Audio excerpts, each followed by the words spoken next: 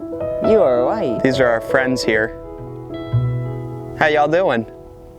Look at them all. They all came over here this morning to check us all out. What you doing, Mommy? All right, good morning, y'all. We got some friends here, and hopefully I don't get harpooned in the back here. So thank you all so much for clicking on today's video.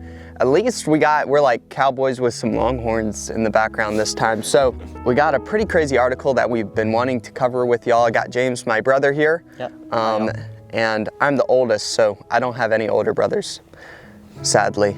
People wanted to know. U.S. government approves use of world's first vaccine for honeybees. Oh, praise the Lord and shame on the devil. I am so glad. Go get vaccinated, America. Go and get the vaccination. They're available. You're eligible now. I mean, our honeybees, They were dying. They were dying to get a vaccine, just like they me. needed one. They needed one. And man, as soon as I got that vaccine, They were just like buzzing faster in circles, spinning on the ground. And and it was incredible. So anyway, this is the article, not my words. The world's first vaccine for honeybees has been approved for use by the U.S. government. Nice. Raising hopes for a new weapon against diseases that routinely ravage colonies that are relied upon for food pollination. Yeah, because you got these big almond orchards in California and they're just super not natural.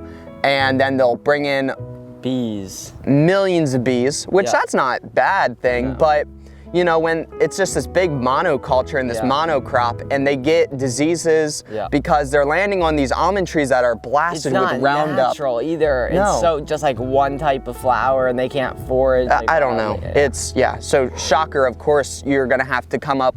They're already giving them probiotics and stuff. Oh yeah, it's nasty. So anyway, the U.S. Department of Agriculture, USDA, has granted a conditional license for a vaccine created by Dallin Animal Health, a U.S. biotech company. Oh, good. Oh, good. Yeah. Good old biotech. To help protect honeybees from American flu brood disease. Flu brood. That's a new word. Okay, our vaccine is breaking through and protecting honeybees. The vaccine, which will intentionally be available to commercial beekeepers, aims to curb flu brood. There is currently no cure for this disease, which in parts of the U.S. has been found in a quarter of hives, requiring beekeepers to destroy and burn any infected colonies and administer antibiotics to prevent further spread. Really?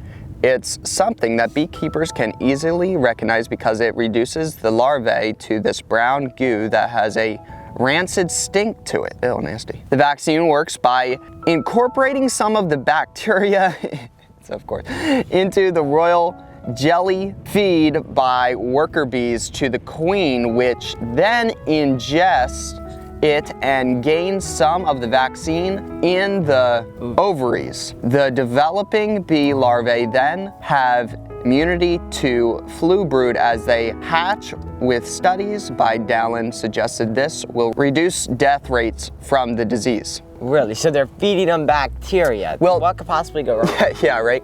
So that's the thing, and that's hilarious. Our neighbors are here too. You know, that's pretty hysterical that they're actually doing this, because me and James were wondering exactly what our neighbors are here. We were wondering how they were going to actually be giving out this vaccine. Giving the vaccine, because they couldn't be vaccinating every bee. No. In a perfect scenario, the queens could be fed a cocktail within a queen candy, the soft pasty sugar that queen bees eat while in transit. Del Plain said queen breeders could advertise fully vaccinated queens. American flu brood originated in the U.S. and has since spread around the world. Deline said that the breakthrough could be used to find vaccines for other bee-related diseases such as the European version of flu brood, as they have been commercialized, transported, and spread into agricultural service. Honeybees have been exposed to a cocktail of different diseases that typically lay waste to large numbers of colonies and require major interventions by beekeepers to keep numbers up. The U.S. is unusually dependent upon managed honeybee colonies to prop up its food pollination, with hives routinely trucked across the country to propagate everything from almonds to blueberries. And that's the one thing, y'all, you know, everything rides on our pollinators. Without our pollinators, everybody dies. Yeah. I mean, we're just stuck with anything. Everything rides on the honeybee. It's quite incredible how the whole system works. It's almost... And that's why they want to kill them. Well, exactly. That's why they want to kill them. So, all right, this is because many wild bee species are in an alarming decline due to habitat loss. Due to habitat loss. Oh boy. Pesticide use and the climate crisis. Okay. Pesticides. The habitat thing is bogus, and the global warming crisis thing is bogus. Pesticides? But the pesticide use is not bogus. That is the truth. Yeah. That is one of the main reasons why they are dying off very rapidly. They spray Roundup on all the fields, and then all these wild bees go and get the nectar from all them and just die. Yeah, exactly. Oh, yeah. I mean, it's sprayed with poison. Well, yeah, because we got these suburbias that just have all of this pesticides to have their lawn just perfect with not a single weed in it. And they spray everything around here, y'all. They're just, oh, spray Roundup on it, spray Grazon on it. And then you got these honeybees flying out into these pastures to get their pollen. And then they pick up all of these heavy, disgusting chemicals, and then they're spraying it in the air. You know, it's disgusting, y'all. It's disgusting. So shocker, they have to have these super bees practically to survive all this stuff. They gotta pump them with antibiotics. It's like this. It's like our cattle industry. You got these big food lots, right? If you put any normal natural cow on them, they would instantly die. Yeah. Okay? Yeah. So they're pretty much totally synthetic cows because they gotta pump them full of antibiotics and all this vaccines. Vaccines and everything just to keep those boogers alive. Yeah. Yeah, and then they feed them sludge pretty much. So anyway, fueling concerns around a global crisis in insect numbers that threatens ecosystems and human food security and health. Really? Shocker. This article was amended on January 4th, 2023 to say American flu brood has spread worldwide. An early version stated it was found only in the US and Canada. So there you go, y'all. That is the crazy thing that's been happening around the good old US of A and things like that. They want to vaccinate our honeybees. Yep. I guess it's pretty recent because they said January 4th. Yeah, so it's pretty... When they declared it, so it's recently declared. I don't know how long they've been working on it, though. I have no idea. Probably for a long time. Probably. This has been in their pipeline for quite a while. Yeah, so we have a couple hives. We're definitely not going to be getting them juiced anytime soon at all.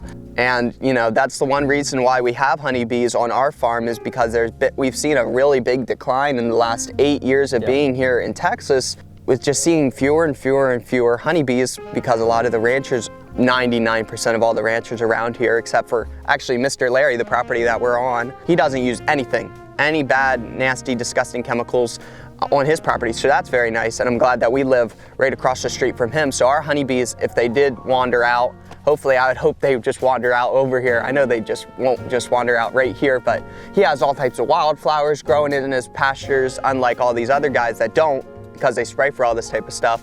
Alrighty, y'all. We just got done talking to our neighbors. It's always good catching up with Mr. Larry. Thank y'all so much for watching today's video. It's a big blessing to us to have y'all take some time out of your day and watch today's video. Hopefully you liked our guest. So if you would like to see James in more of the videos, remember to hit the like button and comment down below if you want to see more of James on the video. And also I want to hear y'all's thoughts on vaccinating honeybees and things like that, and what your thoughts are on the whole supposed the climate change crisis and deforestation, which every time I go anywhere, that's the last thing. Habitat loss. Oh man, that's the last thing I ever think is like, man, look at all this habitat loss out here. So terrible. Anyway, y'all, thank y'all so much for watching. Also, if you want to pick up some amazing non-vaccinated honeybee honey.